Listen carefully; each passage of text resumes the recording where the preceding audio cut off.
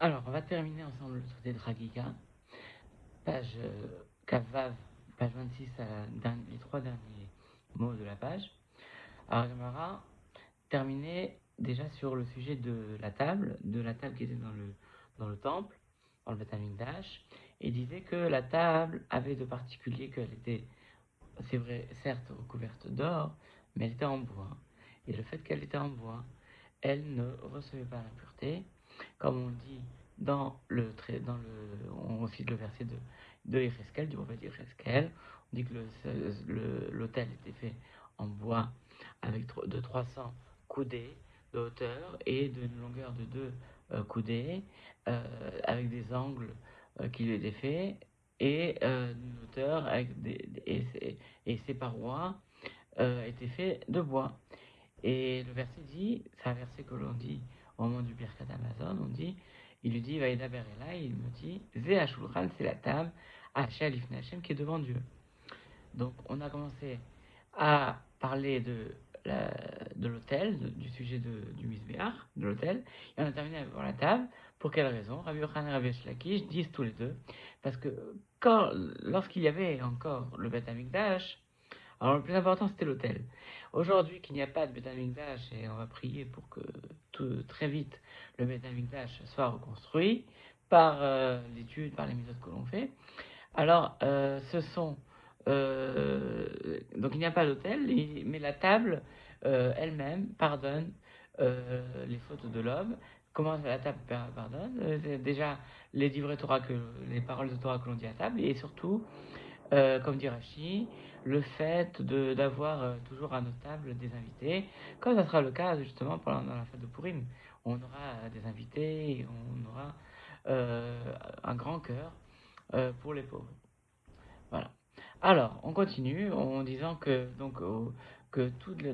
tous les ustensiles qui étaient dans le Tamikdash, ils étaient donc deuxième au niveau de l'impureté. Dit que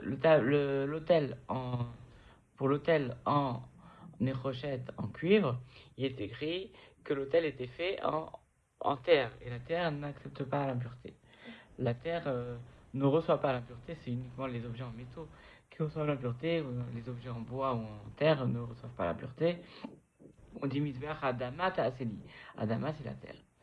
Et il écrit aussi au sujet du candélabre Amenora va Misbechot, le candélabre et les autels. Et donc on a comparé tous les autels les uns avec les autres, donc eux-mêmes, donc même s'ils étaient faits en métal, ils ne recevaient pas non plus l'impureté. Les Rachamim disent bien que du fait euh, ils étaient recouverts, ils étaient plaqués en or, alors ils devaient recevoir l'impureté a priori. Alors, qu'est-ce que veut dire les Rachamim? Quelle est la pensée des Rachamim? Quel est leur avis? On dit au contraire, la Gemara pose la question, au contraire, puisqu'ils étaient recouverts, alors ils devaient être rendus impurs. Et donc c'est pourquoi les Rachamim disent, les Rachamim devraient dire que ça devrait justement donner l'impureté. Alors peut-être dit oui, si je veux répondre, on dit Rabbanan le Rabbi Eliezer, Kamre. Rachamim parle seulement, ils répondent à Rabbi Eliezer. Et en disant quel est ton avis? Et est-ce que tu penses que comme euh, comme ils étaient recouverts d'or, alors ça allait euh, peut-être enlever le côté d'impureté, parce que c'était juste recouvert et que l'intérieur était en bois? Non, puisqu'il y avait quand même de l'or. Et en fait, on veut dire, Amar Rabbi Abaou dit au nom de Rabbi Lazar, t'avais dit Chachamim, En or shel geinam sholetet bahen. On dit que au sujet des Talmidei Chachamim, parce que en vérité, la Gemara maintenant arrive à un sujet différent.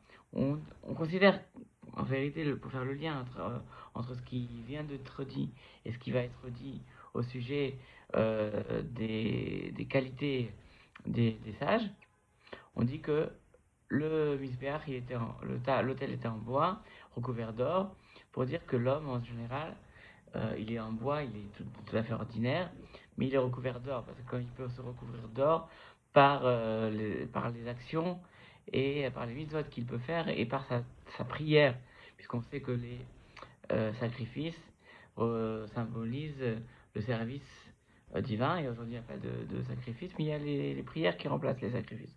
Donc on peut se recouvrir d'or, bien que soi-même, on ne soit que ordinaire et on soit en bois.